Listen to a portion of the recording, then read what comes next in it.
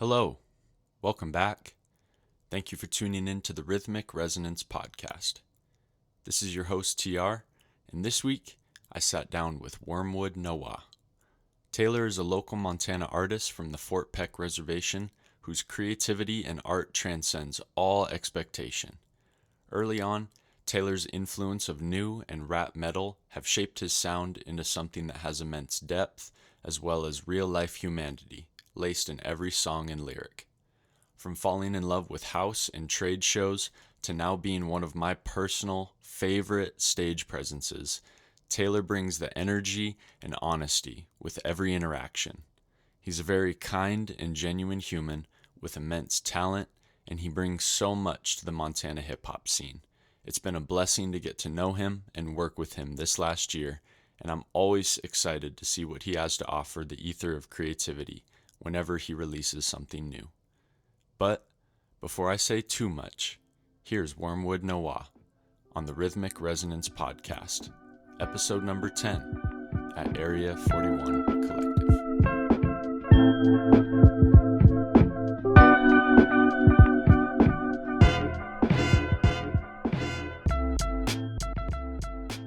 Where are you from?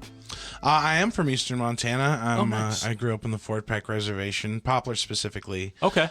For the first half of my life, I moved right when I was 18 to go to school. I was one of those couldn't wait to get out situations. Yeah, for sure. We couldn't really swing anything but in-state tuition, and U of M at the time was, I think, the fourth or fifth best school for writing in the western half of the U.S. Really? Yeah. They had some stat where they were like in the 95th percentile of quality of, and I mean Colin Malloy from the Decemberist did his master's here. Okay. J.K. Simmons. Wow. Came from here. Like we were talking about before the pod, the theater program here is really amazing. Totally. Yeah, a lot of people. Actually, Tons of Fun and I are going to be on a song, Montanimals. Oh, yeah. Empty Souls. Yep. They put this together last year. They did another one this year, and we're going to be on it. And Beautiful. I made a point to shout out Jeanette Rankin, David Lynch, J.K. Simmons. Nice. That's sweet. That's sweet. Top tier Montanans, for sure. for sure. Yeah. No, you love to see that kind of stuff. Yeah, absolutely. But so I am from Fort Peck. I'm a Assiniboine Crow. Okay. I'm a lineal descendant, which is basically I'm an 8th total, but I'm a 16th Assiniboine, 16th Crow. Awesome. So I'm not quite enough for membership for either. Oh, for sure. But I am able to access IHS services back home. Gotcha. But I haven't been back home for a long time, unfortunately. Yeah. What was it kind of like over in Fort Peck for you? Yeah, I mean, isolating, definitely. Yeah. In terms of accessibility to things like music and movies, pop culture, things like that, was always pretty limited. Yeah. My sense memory of growing up is always wind, dust, like silence, long drives. For sure. And like twisting dirt roads and things of that nature. Like where I'm from, Poplar, we are 25 miles away from the other nearest town, Wolf Point. Oh, okay. And that was the one place that had a theater, unless you went to North Dakota, which was an hour away. Jeez. So like then the theater in Wolf Point had 2 screens. So it was thank God for video stores. My brother worked at Primetime Video while I was growing up. Yeah, sweet. So you kind of had the plug a little bit. 100%. One of my earliest memories is playing Mega Man with him. That's so awesome. Yeah. He and I, we are so connected in terms of, or that is to say, that is how we connected early is through our shared appreciation of pop culture. Like, he is the first person that showed me everything from Akira and Vampire Hunter D to Dennis Leary. He was the first person who showed me how to play like Killer Instinct on the Super Nintendo. Oh, sweet. Yeah. There's a 12-year gap between us. So Okay. Oh, wow. So he was already like, we skipped the whole, at least from my perspective as the baby. Yeah. We skipped the whole jealousy Rivalry. aspect of, exactly. And I always just looked up to him all the time and still do. He's an amazing guy. Totally. Yeah. Totally. Yeah. And yeah, so a lot of my experience growing up is connected one way or another to connecting with people via media. I was never really like,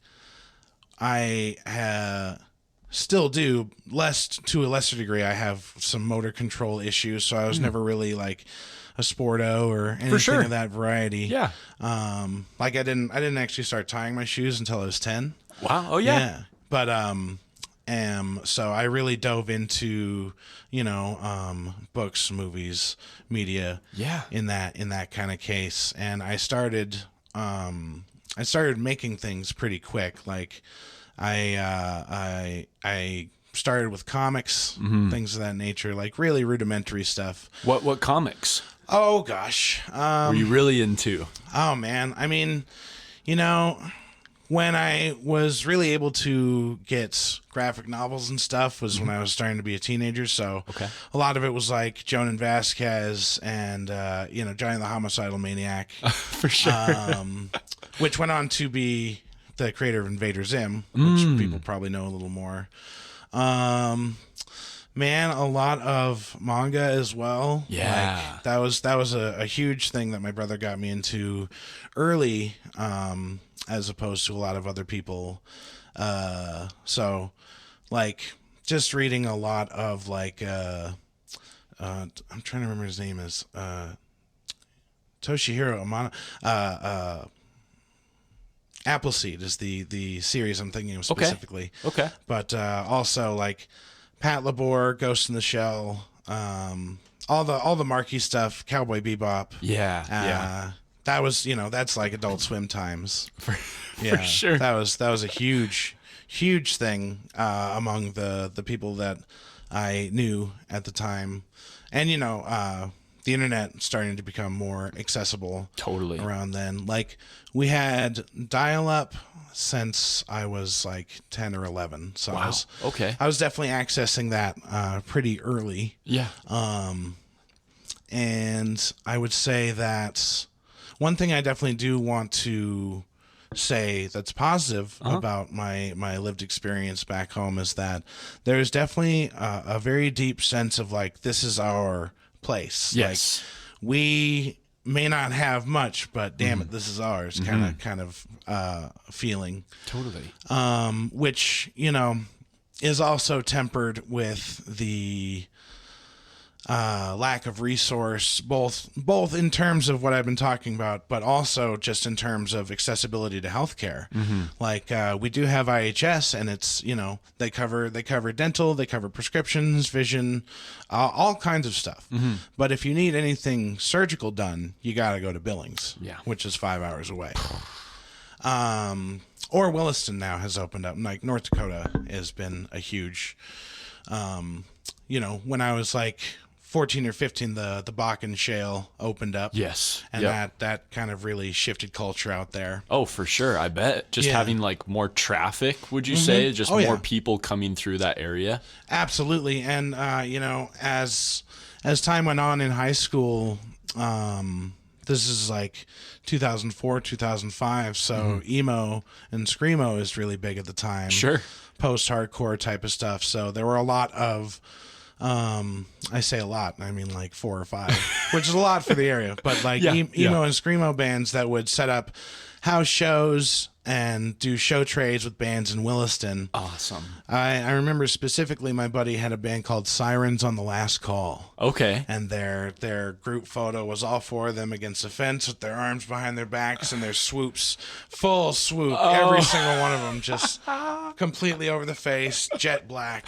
I love it. Yeah. And those are really fun shows. I think that's where I really started getting a taste for how fun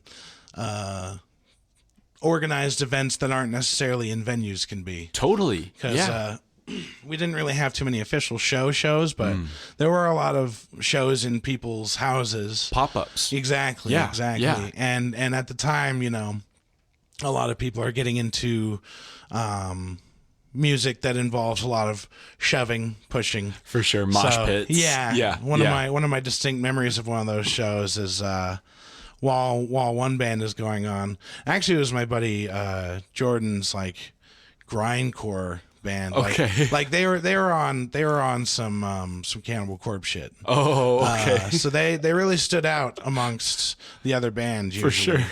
I remember it was during their set and people were getting so worked up that somebody opened up the oven and put another kid in it and shut the door. And they're just like going absolutely insane about 3 miles away from anything.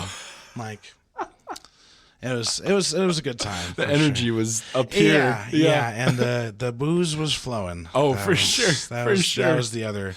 I mean, that's the other thing, people always say you do one of two things out there and one of them's drink. Yeah. So that was always a huge aspect of everything. Was working out how to get it, consuming it, doing something. No, totally. Yeah. So mentioning kind of like that emo era, what were you kind of into musically as you grew up or as you got a little bit more into your teenage years, a little older into that Absolutely. time? Yeah, I mean, I would say I really first broke into being engaged with music with nu metal and rap metal. Okay. One of my the first thing I picked up on cassette was Hello Nasty from the Beastie Boys. The first thing I picked up on CD was Rage Against the Machine's debut album after I'd seen The Matrix. Oh, nice. I was like obsessed with The Matrix and things of that nature. Yeah. Which, ties into the whole anime aspect and that whole cyberpunk aspect of things.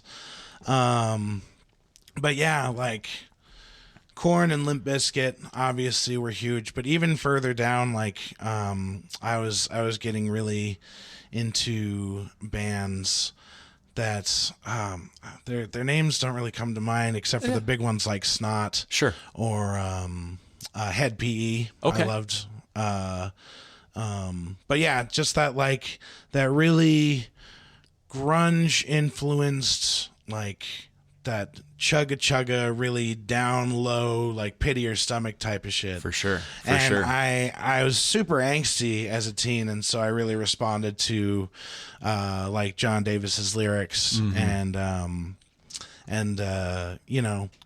I don't think that Fred Durst is a good rapper necessarily, but I think that he can throw an emotion out there. Yes. The emotion is usually like he's got that kind of like, come on, Yeah. why are you doing this to me? That's all his songs about women are like, oh, come on, lady, what's going on over here? For sure. But yeah, and from there, like my brother really exposed me to hip hop. I think he probably saw the direction I was headed, and he was like, he needs more of the good stuff. Give you some guidance. Yeah, totally. According to his perspective, which I do really, really appreciate. Like one of the first songs I ever really remember really getting committed in my head was Jurassic 5, their record from 2000, Quality Control. Okay. Yeah, the lead single off that, also called Quality Control, is I think honestly I would point to that and seeing Idea on Blaze Battle on HBO. For sure. That was like when I saw that, I literally the next day I opened up Napster or whichever file sharing service I was using at the time. Yeah. And I just searched for as much idea as I could, which at the time was like 8 tracks. For sure. Yeah. Because yeah. he really, like, before getting linked up with Abilities, he didn't put out a whole lot of official like releases, but he had music out. Totally. Yeah. You just kind of had to like know and search exactly. for it. Exactly. And like the song Even Shadows Have Shadows, it's just this 3-minute screed. It's all rap. There's no hook, but it's very rhythmic as he does. You know, Idea, I would say, is one of the deepest influences for me personally. Okay. Just from the way that he is able to turn his voice into an instrument while at the same time retaining lyrical clarity and images that make you go like, damn. You see it. Yeah, exactly. Like totally. There's a song on the first Idea and Abilities record, Powdered Water 2, where the conceit is basically he's talking to a fish in a tank, and it turns out that he's the fish in the tank. And it's just like, how do you make a rap song about that? Right. How do you even conceptualize that idea creatively and come up with that imagery and then be able to describe it, you know? And absolutely, it's crazy. Yeah, and that whole anti-con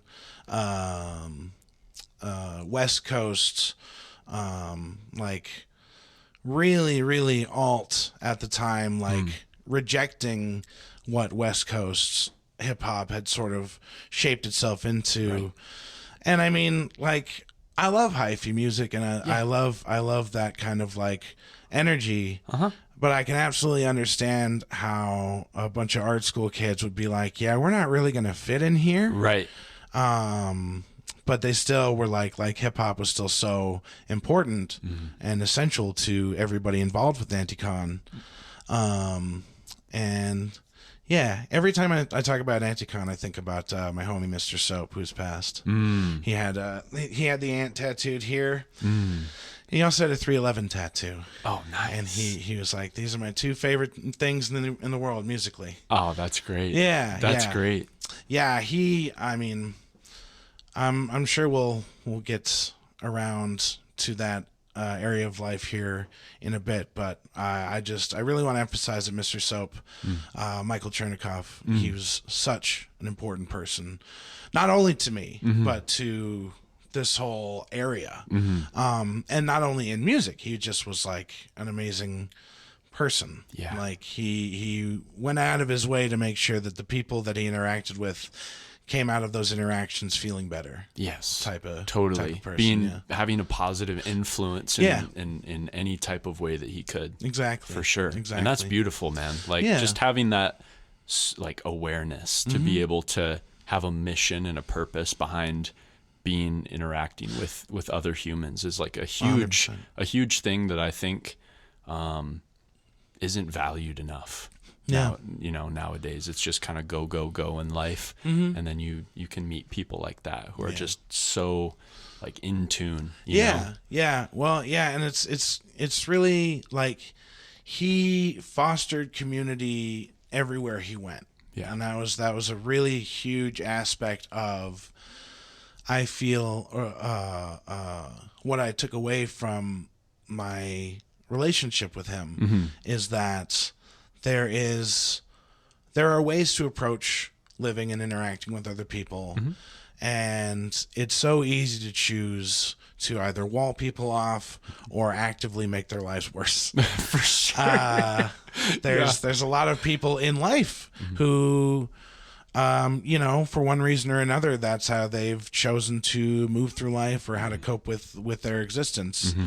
But you can also choose to like see people's perspective and to be empathetic, and it's definitely not always easy, and it's definitely not always worth doing. But for sure, in the doing, you learn more, you discern more about how and when to apply that lens. Totally, 100%. When it's really like someone else, like you can see someone else and they see back. You know, it's a very reciprocal sight. Absolutely. And conversation, interaction, that kind of thing.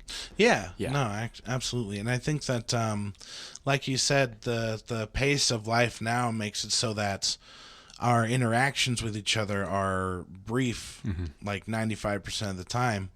And a lot of that, I feel, has to do with the capitalization of hobbies and interests. Yes. Like, it's tough to find someone who is passionate about something who's not also making that into a job in some way. And I'm definitely no different.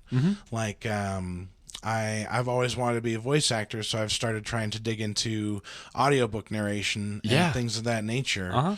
But I'm also coming at it from a pragmatic aspect of, like, I already have all this stuff at home to record with. Perfect. How else can I use it? Yes, utilize all this equipment. Yeah, exactly. Yeah, totally. And that's been an interesting kind of like parallel to working as a musician, because the audiobook stuff is all audition based. For sure. And so you're very directly like, hey, I am the person for this project. Right. Whereas in my experience booking shows, it's very much like you're around. Yeah. You are in the area a lot, and you show face, and people know who you are. Yep. So that when they are thinking of acts to put together for a bill, they're like, oh yeah, I just saw him the other day. Exactly. Yeah. Exactly. Yep. And just being present in those arenas Absolutely. kind of gets you into those spaces and onto those stages. And I'm a huge homebody too, so shows are really a side benefit is that they get me out and they get me talking to people. Yeah. And my wife is also a performer here in town. Awesome. Falcon Nowa is her stage name, and we are the commentators and interviewers for something called Montana Drag Wrestling. Yes. Yeah. I've seen some of the little like trailers that you guys do on Facebook and whatnot. Yeah, we actually just filmed our promo for the June 7th show. Great. Which is unfortunate that it's the same day as the show here. Right. The Drum and Friends. Yeah. For sure.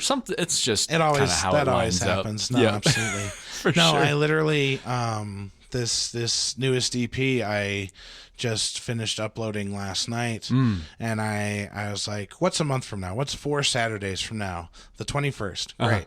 I'll just put it up. And then I saw, like, not 40 minutes later, my homie Aker announced he has a project coming out on the 23rd. It's like, how did we subconsciously decide to release right at the same time? It's just kind of how it happens. Yeah, you know? exactly. No rhyme or reason. Sometimes it's just like, that's a great day to do it, you know? Exactly. Well, I'm a big believer in collective unconscious and how, like, our thoughts can affect our reality in ways that we have no idea how to comprehend it. Yeah, exactly. Yeah. Like, I never really was much of a manifestation type of person. For sure. But I've seen it work for a lot of people. Yeah. And I think a lot of it has to do with the idea of coloring your perspective. Because I definitely, when I was deepest in my depressive time through life, like, which basically was I'm gonna say generously 14 to 34. It's it's a peaks and valleys thing. It is. It's, highs and lows. Exactly. Yeah. But I was first diagnosed when I was 14. So okay. that's kind of where I see my starting line, just in terms of being able to put faces to names to emotions. You know what I mean? Like, being able to better specify and classify what things are and what they mean. Totally. And so when I was at my lowest in those periods, it was always hardest to, like, maintain community, to maintain any sense of being part of the world. Yeah. But being involved in this scene really kept me going a lot of the time. Yeah. And I really feel like there is a lot of value in the idea of local shows not only as, platforms for local artists, but as for spaces for people to be. Yeah. And Be themselves. Yeah, Exactly. Have Yeah. you seen what the All American Rejects are doing? No. Yeah, so they as far as I know, this first part might just be hearsay, but they had a tour ready to go for the summer through Ticketmaster. Okay. Standard, like really high prices, like big venues. I'm not sure if it wasn't selling well enough, because that's been a huge thing happening lately. Yeah. Ticket prices are going out the roof. And people are booking arena tours that don't sell. Yeah. Anyway, so they were basically, it fell through, and so now what they're doing is they're calling it a house party tour. They did a pop-up show in LA in somebody's house. Oh, what? And they have a form on their website. You email them and you're like, come to my town. And they just might. That's awesome. Yeah. That's really cool. Yeah. And the lead singer, one of the clips I saw, he was saying, when he was growing up, they were really, really poor. And so local shows and engaging in music was one of the only ways that they could find a way to entertain themselves for the night. For sure. And, and that the local show is what the person who works 60-hour weeks is going to. Yeah. They're not going to go to a lot of the larger big ticket amphitheater shows. Yep. But there is obviously an audience for that. Totally. Yeah. For both, even. Exactly. Yeah. Something for everybody is really important to do, I think. Yeah. Yeah. And so I feel like things are healthiest when they're working in parallel, but also like fostering each other through things like local openers on things like that, like bigger bills. Yeah. Like Sasha Bell Band is opening for a larger band coming up, and I feel like there is more of an effort across the community to like reach out to each other in that way. Totally. Yeah. It's important just to even like honor the people who are, in that current space. Yeah. While also giving people the chance to see some of their favorite acts, Yeah, absolutely. Yeah. Absolutely. So you kind of talked about really latching on to music and shows and stuff at an earlier age. When did you kind of decide that you wanted to maybe get into that creativity and start creating things for yourself? Yeah, absolutely.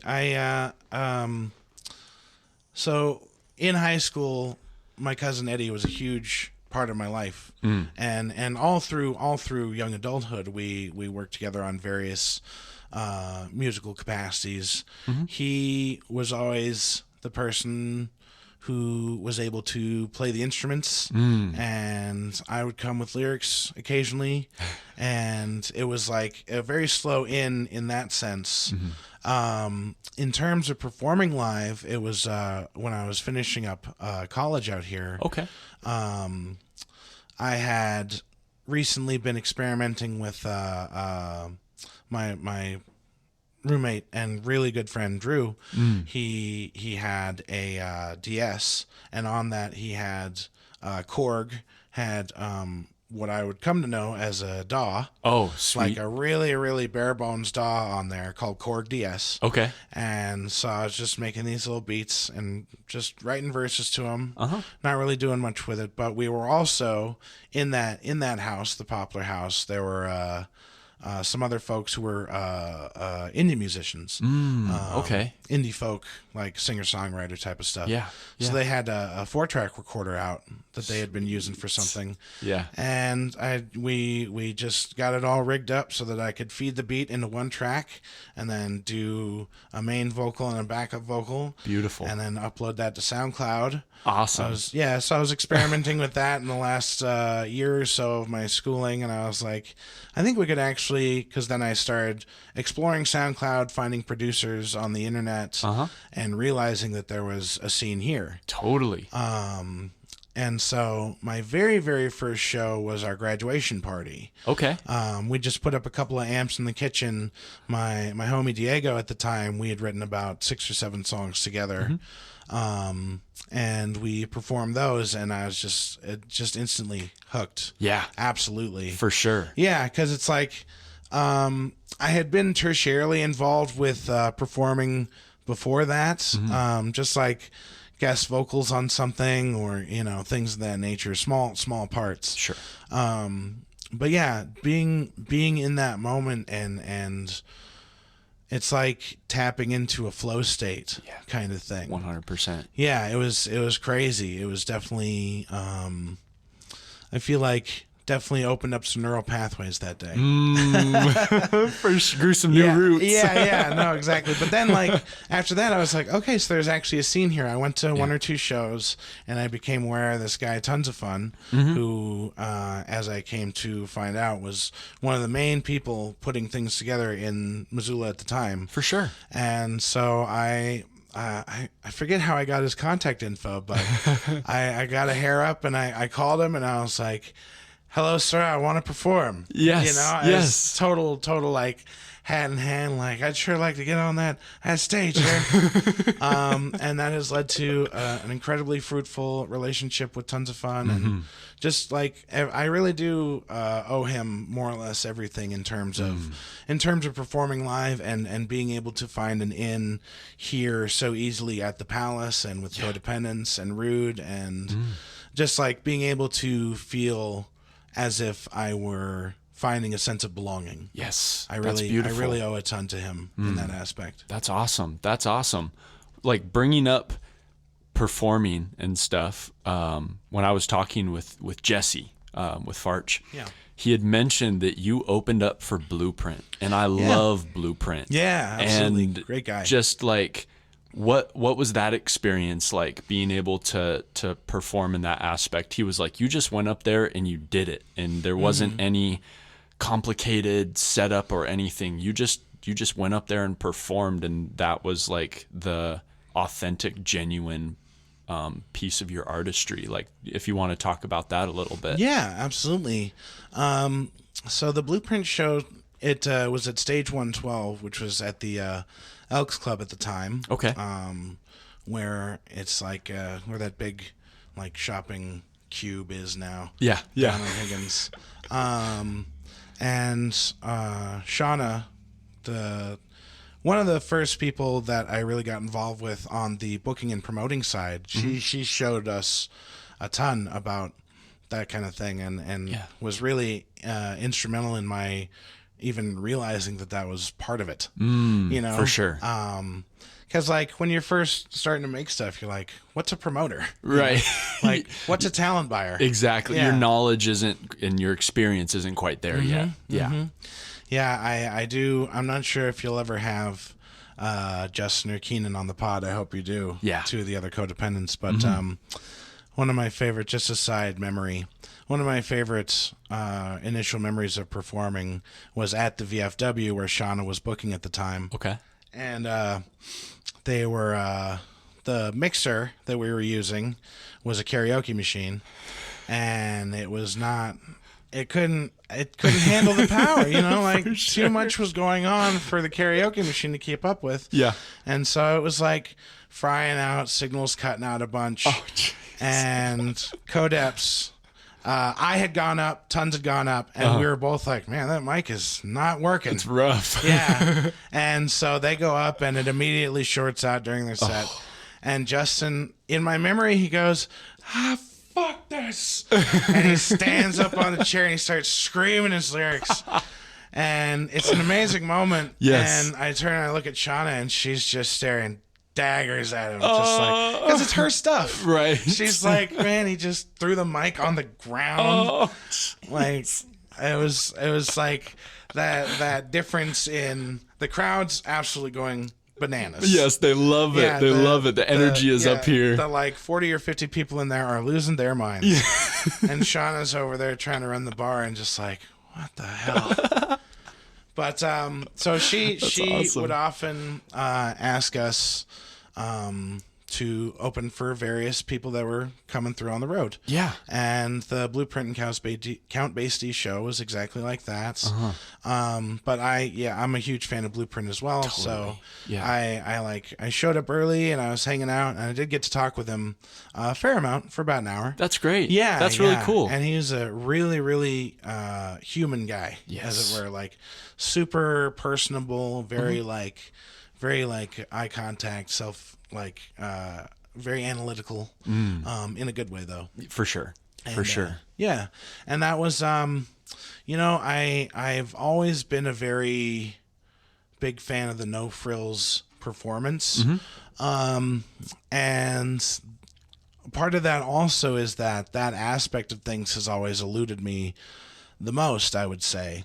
Like I have had logos, and I do have like a logo, but it's not really used that much. Sure. I have used projection in the past, but I've never really been able to execute that kind of thing in a way that I would like. Sure. So I really leaned into the idea of, well, I can put like myself fully into it. Yes. And there was a lot of influence, I would say, from the screamo background and things like that to like just gesticulate wildly and really get into stuff, and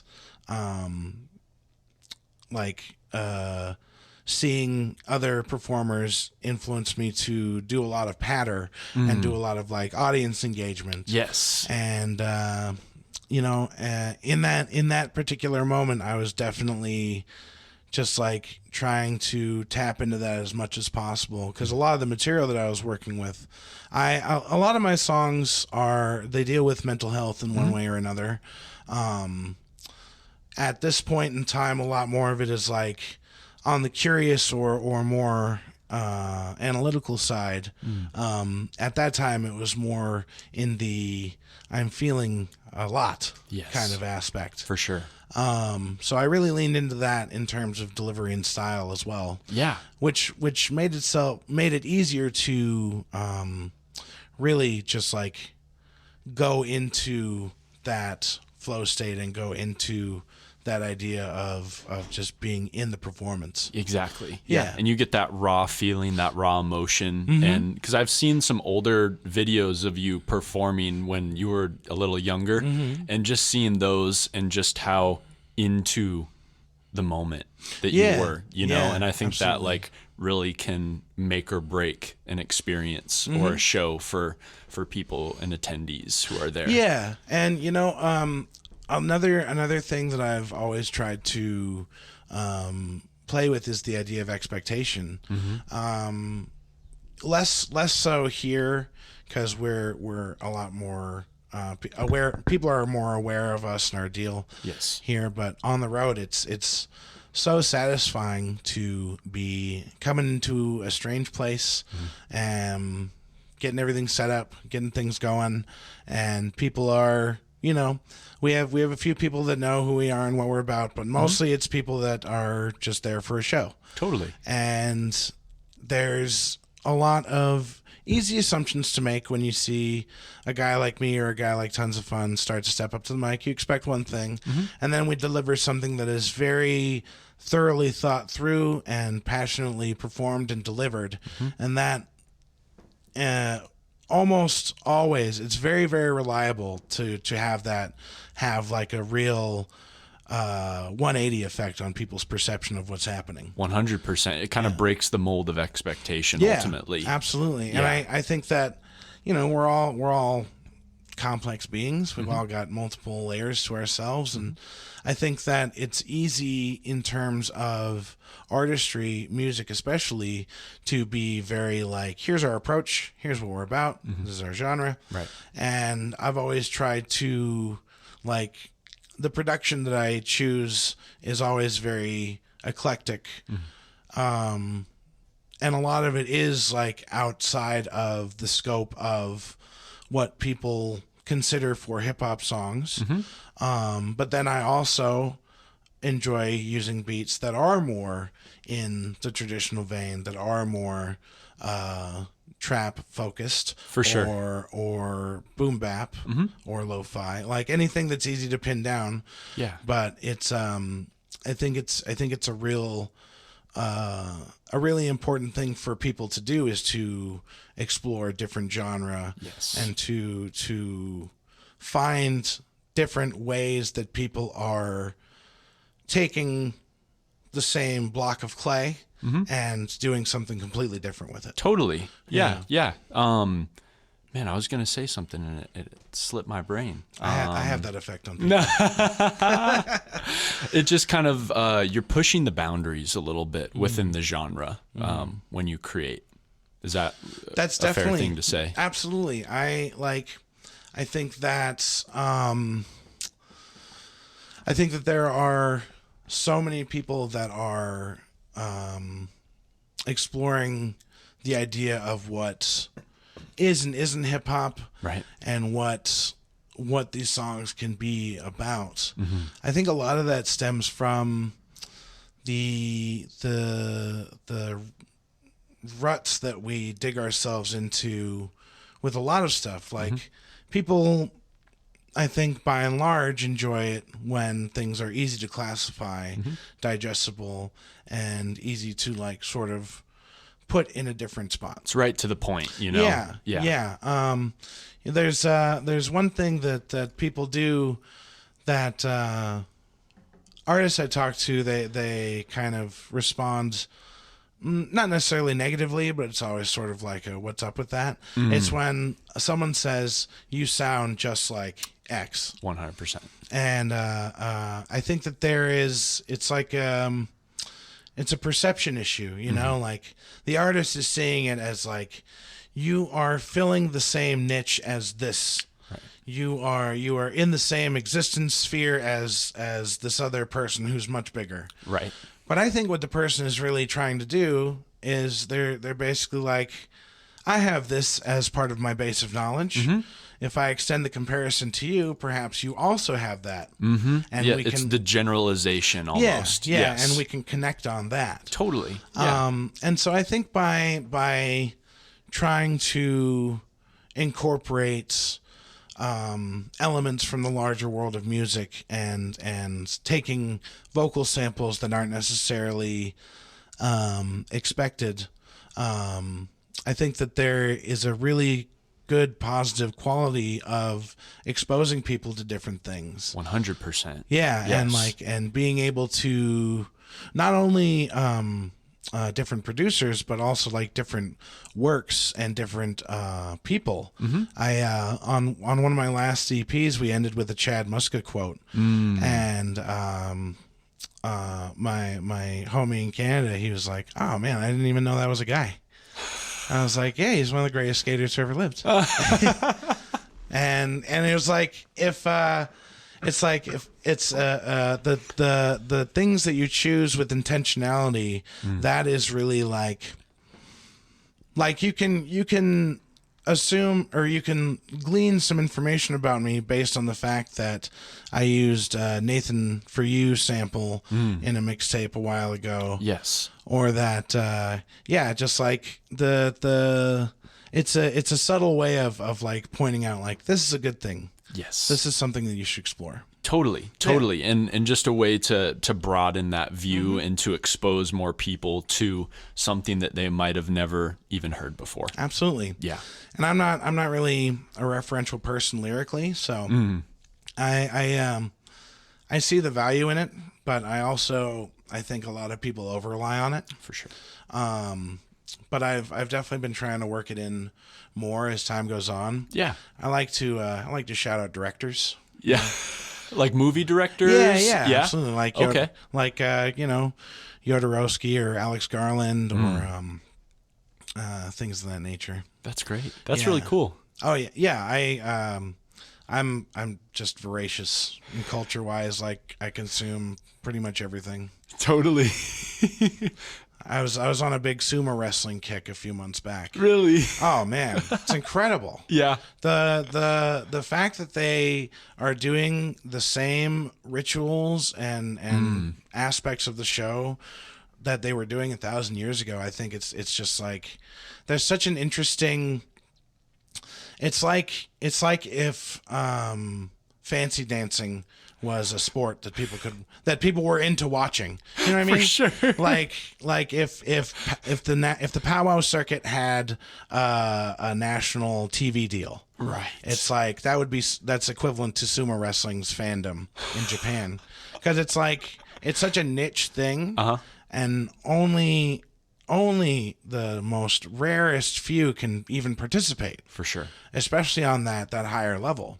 And like the training camps they go through are brutal. Oh, I bet. Oh man, it's crazy. They just like they live in a facility where they get the shit beaten out of them for 10 to 12 hours a day. Oh.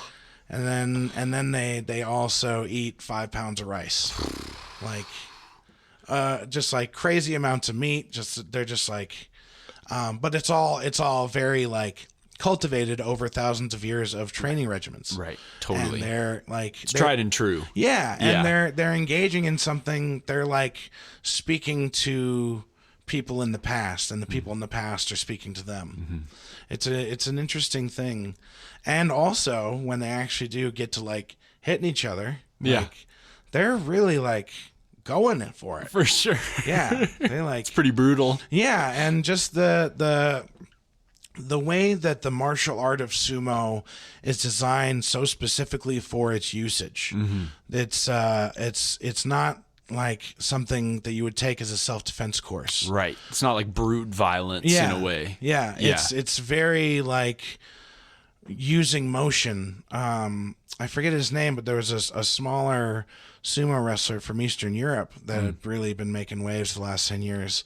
And that's his thing. He redirects motion, and he's able to place his much bigger opponents in such a way that he ends up victorious. Totally. Yeah. Yeah, it's a fascinating thing for sure.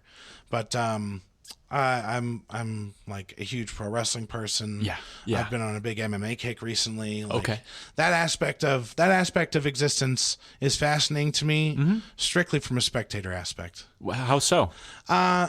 Just in the sense of like a guy like Adesanya, Israel Adesanya, the stylebender. It's fascinating to me how there is the capacity for someone to innovate in fields that are hundreds of, if not thousands of years old. And the other thing that I think really speaks to me, and I think speaks to people in a larger capacity, is, there is the idea of regiment and rules, and there are refs, but very much so it feels much more like these are two people who have committed themselves to being as effective as possible at the art of combat. Yes, totally. And the, like, when I first started watching it, I didn't really understand, or I didn't like it when guys would grapple. For sure. I didn't really get it. Right. Like, I like the strike exchanges and that sort of thing. Yeah.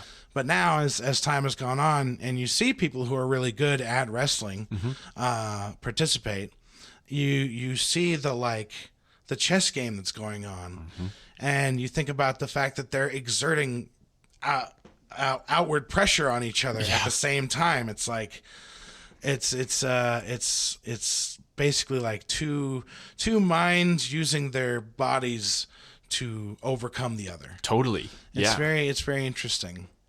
And there's a lot of value to be gained from the ideas that are taught in martial arts of composure, of perspective, of empathy.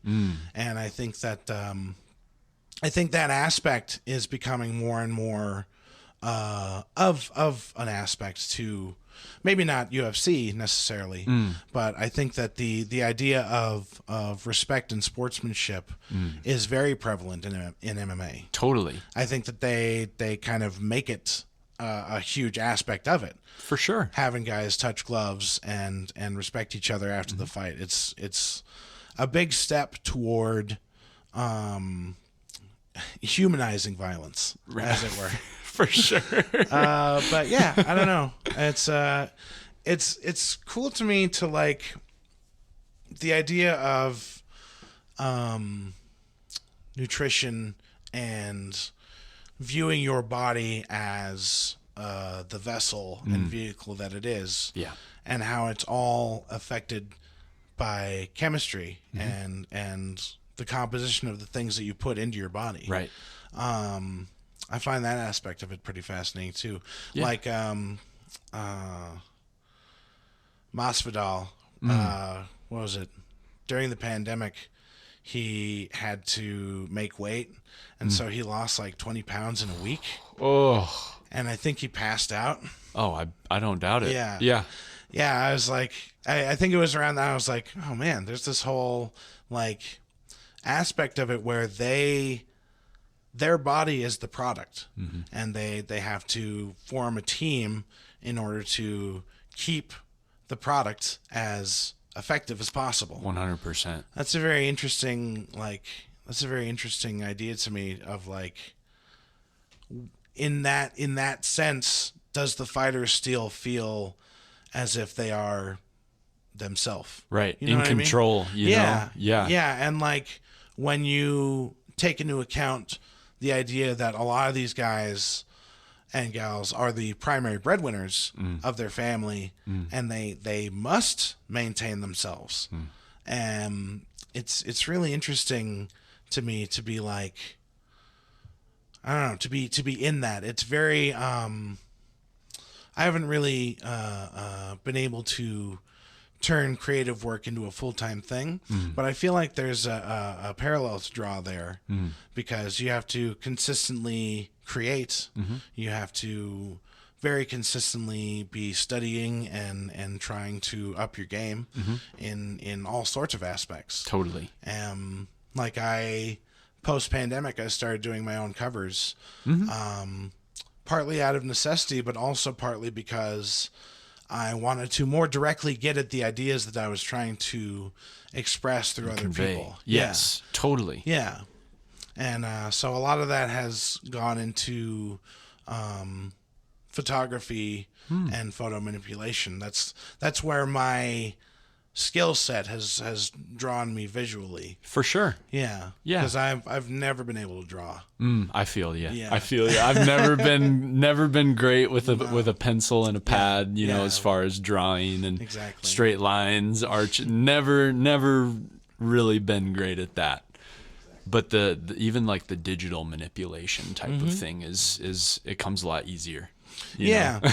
Yeah. Well, and I think part of that is that you can quantify it more directly. Like you can affect things if you're like, this needs some color situation shifting. Right. This needs some different saturation. Yes. You can click and do it. Yeah, exactly. And I think that it's being able to do visual art by hand, I feel like is one of those things. I mean, songwriting and rapping specifically have gone through this too, where it's like everybody can do it. Right. Right.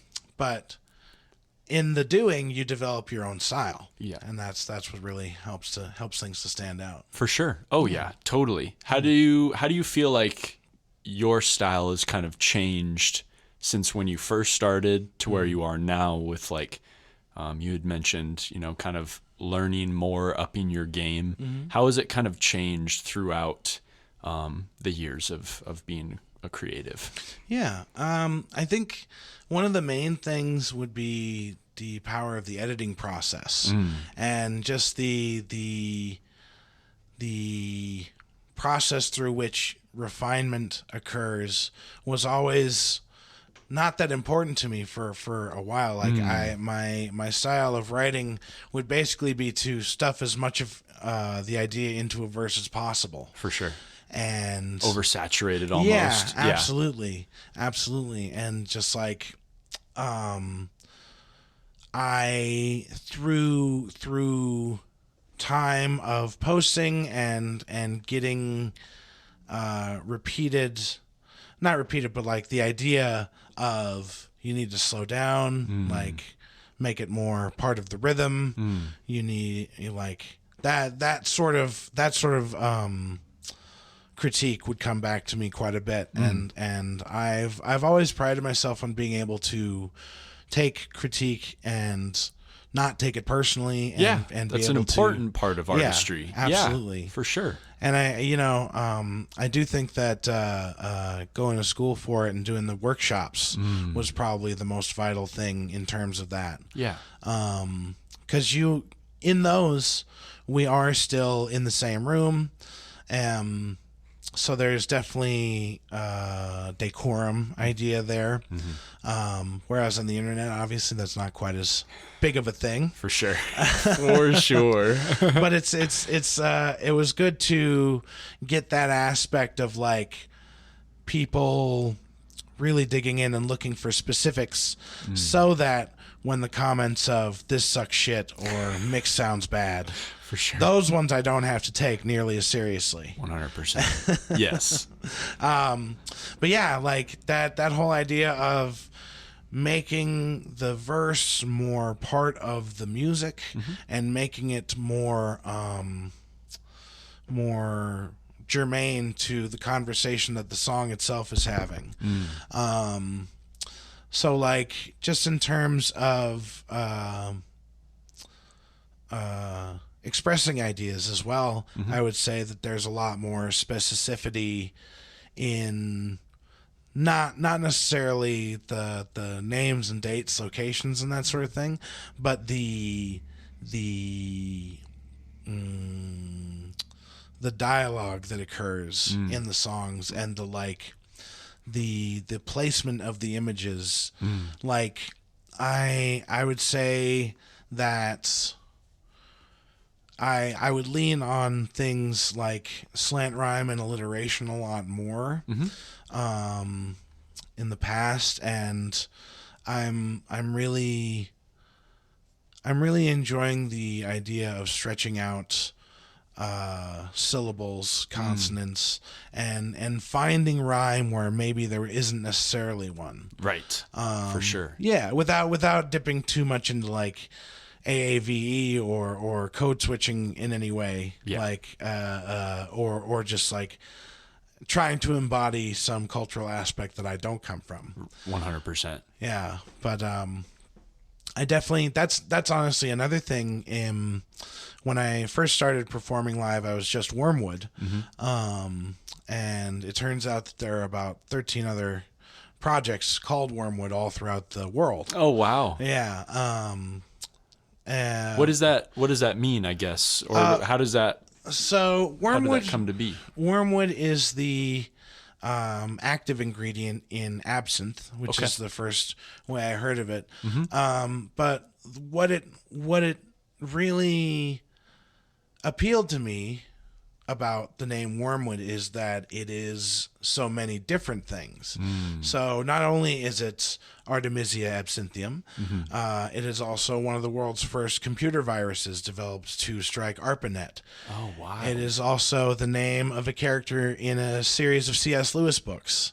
It's also the name of Calvin's teacher from Calvin and Hobbes. Okay. It's also there's at least a dozen other ones that I'm not thinking of. For sure. But that's what really drew me to the name is the idea that it can mean so many different things to so many different people. Totally. And it can be different things, just like us, just like nature, just like anything. It's immutable, it's mutable rather. It's changeable. For sure. But yeah, so it was really hard to Google, and I actually on my Bandcamp for a long time was this black metal band from Europe called Wormwood. Oh wow. And so it would automatically populate their tour dates on my page. Oh. So it looked like I was playing like Norway and Sweden every couple of months. I was like, that's pretty cool. For sure. But the pandemic really gave me pause, and I took about a year and a half off, during which I went through a naming ceremony. My dad, given the state of the world at the time, we had always pushed it off. He had never done it with myself, my brother, or our adopted sister. And it was always just kind of like, down the road, we'll get there. For sure. We'll get to it when the time is right. And I think it was May 2020, my dad called me and he was like, we should probably do that. Yeah. And so in July, we all met up on my mom's family ranch in the Gallatin Valley. And they're poor, so don't make any assumptions about that. No. But we went out there and we went through, like, my dad did the sweat. We did it for a couple of hours as well, but it was mostly him communing, and he is really well educated in nativism and the medicine practiced and the rituals and things of that nature. Yeah. And so he went through that process of communing, and we all got our names, and his name, my dad's name, is Chogam Nowa, which means sings in the middle, which is another multi-layered thing. It essentially, his vocal range is in the middle. His like pitch, his octaves. Yeah. In the drum circles, he is in the middle as well. The larger meaning, however, is that the person in the middle of the drum circle is leading the beat, is setting the pace, and in life, that has been his lot, is to, through very little, I would say, of his own design, he is a leader in his community. He is someone that people look to for guidance, advice, and wisdom often. Yes. And he embodies that in his life. And my name ended up being Chogam Nowa Anunba, which essentially is like Chogam Nowa the second or junior. Oh, okay. That kind of aspect. Yeah. It's not really a word for that kind of genealogical thing. Yeah. But he said essentially that means that the qualities and the charge in life to be that kind of person, that supportive person, has transferred onto me as well. For sure. Yeah. So I took the word Noah, and made it the last name, because that's the part that means to sing. Yeah. Okay, so it's Wormwood Nowa. Yep. Okay. Yep. Okay. But yeah, so it's very like first name, last name. Yeah. In that sense, and it's much easier to look up. Yeah, for sure. It makes it a little bit more pinpoint. Exactly. Yeah. And it leads back to this idea of I for a long time I felt pretty othered by being Native, in the sense of, I was too white for the brown kids, too brown for the whites type of thing. You were kind of in the middle. Right, Yeah. right. And I mean, my antisocial tendencies definitely didn't help that. For sure. I feel you there. Yeah. But as time has gone on, I've come to realize how unique of a perspective and background it's given me. Yeah. And how much I should be centering that in terms of my, like, I still struggle with it, because I don't present Native. And I, for a long time, sublimated that aspect of my personality and of my background. I didn't center it at all. I would tell people I was Native if they were Native, or if they asked. For sure. But it's come to mean so much more to me to be someone who is part of that community, who is serving as a cipher for that aspect of Montana and natives and these underrepresented categories, 100%. essentially. Yeah. And I just like, it's it is still something that I struggle with really embracing. Like, I don't think that I will ever, do a full dress or anything of that nature. Even though my dad also, that's his. Besides being a musician, he also does leather work, and he has Sweet. danced for a long time. He made all his own gear. Wow. Yeah, he's an insanely talented person. Yeah. But I do want to make it more of like, I would like people to associate me with Assiniboines and Crows, and I would like there to be that.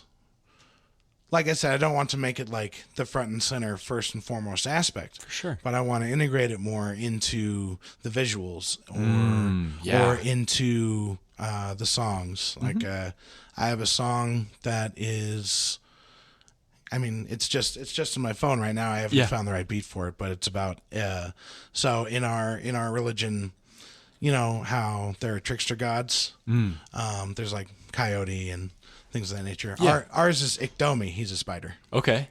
And he's interesting in the pantheon of trickster gods because he runs the gamut of like intentionality. Like there are some stories that paint him as totally evil and scheming. For sure. And then there are some stories that paint him as like kind of a doddering old like Mr. Bean type who accidentally makes things happen. For sure. And he's a fascinating character. It's very like Iktomi's relationship with humanity isn't quite like trickster gods in the sense of like they're often out to get something from people or to make people do something for them. For sure. Iktomi is more out to play a joke on you. He's trying to prank you into realizing something about yourself. For sure. Yeah. That's cool. Yeah. Yeah. It's kind of almost like an unintentional intention in a way. Yeah, exactly. Yeah.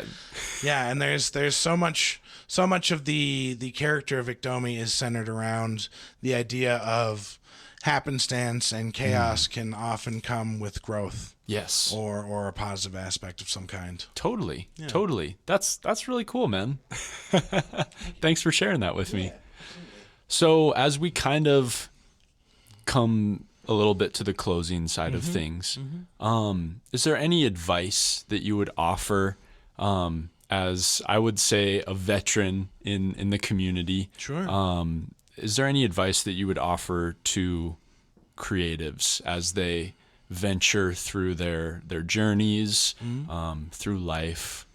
Yeah. You have the floor. Yeah, I listened to a few of the episodes before, and I feel like people are really coming at it in a good way.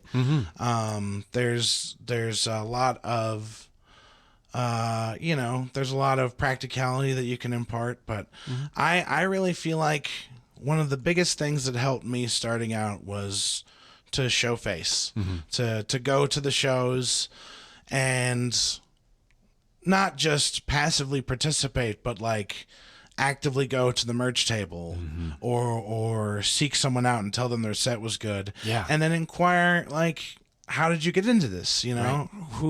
Because they like invest in the community. Exactly. A little bit. Yeah. And like I'm going to say 7 times out of 10, they'll be totally happy to take you on and give you that foot in the door. It's not always going to be fruitful. Right. And that's the other big thing I would like to impart to people is that rejection is a huge aspect, not only of creativity, but of life. And the sooner that you can inure yourself to the truly hurtful part of it, which is all generated in the self. Right. Totally. The sooner that you can work a way to get through that quickly, not even to like totally cast, because that's never going to happen. You're never going to totally get rid of it. Totally. But to find tools in your toolkit that you are able to get through it quickly and move forward. Yes. Absolutely. That's great. Yeah, and I think that's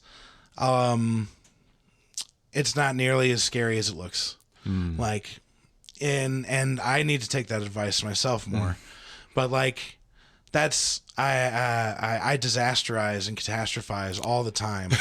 And then it almost always is totally fine. It smooths out. Yeah, exactly. Yeah, because we're our own biggest anxiety creators. Yeah. You know, as you said, it all centers within ourselves. Yeah. But learning how to like take control over that aspect of ourselves and really soothe out those ripples. Absolutely. And those big waves that might come when we do feel those insecurities or those worries or anything like that. Absolutely. Yeah. And the last thing I would say is to explore like history. Look into what you're into. Like tens of thousands, hundreds of thousands of people have been into and made it before. And so it's not, because you know people get discouraged about making things that they don't think are going to be unique. Right. Literally nothing is unique. Nothing's new under the sun. There have been millions of artists, brilliant and engaging and affecting the people that found their work, and we don't know them. Right. They don't exist anymore. Totally. And so the sooner, or not the sooner, but the idea of it being something that needs to be completely, utterly unique right from the go, that's just not how it works. Right. It's not realistic. Yeah. It takes time to craft that uniqueness. There's a Garrison Keillor quote, not that he's a great guy to be quoting, but it's a great quote. He said, the reason that creatives get frustrated with their own work easier than anyone else's is because they have good taste. And their taste is able to show them what real artistry and mastery looks like in their chosen craft, and their work is not reflective of it. Right. But the key is to keep making until the things that you make reflect your taste. I like that a lot. Yeah. That's really cool. Yeah. Yeah, because we often compare ourselves as creatives and artists to people we look up to, people we're inspired by. We almost have a sense of like idolization of those things, but like learning how to embrace the things that inspire us. Yeah. And so that it's kind of like garbage in, garbage out. Yeah, Where absolutely. as you mentioned earlier, with like the nutritional aspect of things, how putting good things in and how putting our taste in will eventually come out in our own work. Absolutely. Yeah. Yeah. Beautiful. Hell yeah. Awesome. Are there any upcoming events that you have? I know that this episode might be a month or two out from now. Sure, But no worries. is there anything kind of coming down the line that you have? Montana Drag Wrestling will have done our June episode, and we'll have an episode in October. Beautiful. In the meantime, we'll be doing videos and small matches on the social medias. Great. So Montana Drag Wrestling _ under both words. I'm Wormwood Nowa on everything. In August, there's going to be a nonprofit fest headed up by Dwayne Rader's the person who put me onto it. Okay. And that is going to be in the later part of August. Details yet to be announced, but that's going to be benefiting Girls on Shred and Weird Montana, which is they actually catalog Montana artists that may have yet no digital archive. Sweet. Yeah, That's really cool. Like a directory almost in a way. Yeah. Yeah, they're a label that is set up to preserve Montana music that would not necessarily be preserved otherwise. I like that a lot. Yeah. Yeah, it's kind of like going out of their way to stockpile the data. Exactly. Awesome. Hell yeah. That's really cool. Well, thanks for being here. Thanks for having me on. Thanks for coming through. I love the pod. I think this is a great idea. Thank you. Thank you. Yeah, I love doing it. And you're a nice guy. Oh, thank you. Put that as a pull quote. There we go. Exactly. All right. Thank you so much. Absolutely.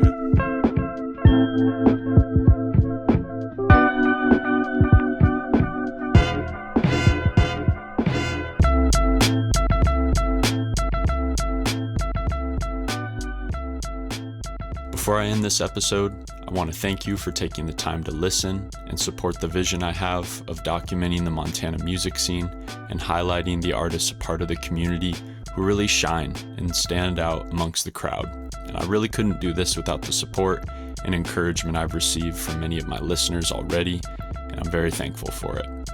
The best way you can continue to help with this vision is by keeping tabs on the artists you hear on these episodes. Find them on social media, give them a shout out, and listen to their music, because there really are some extremely talented people here who love to create and are worth listening to. And support like that is 100% free of charge, and it makes a huge difference to each and every one of us that love music, from artists to fans. It means the world. As far as the podcast goes, please share it with your friends, your family. You can even tell your coworkers about it. Just spread the word, because music is such a universal language, and a lot of the time, we only get to see creators through exterior lenses, and very rarely do we get to see them for who they really are, which is just human beings, with all sorts of talents and perspectives that shape the world as we know it. So thank you for listening, and have a blessed week. All love.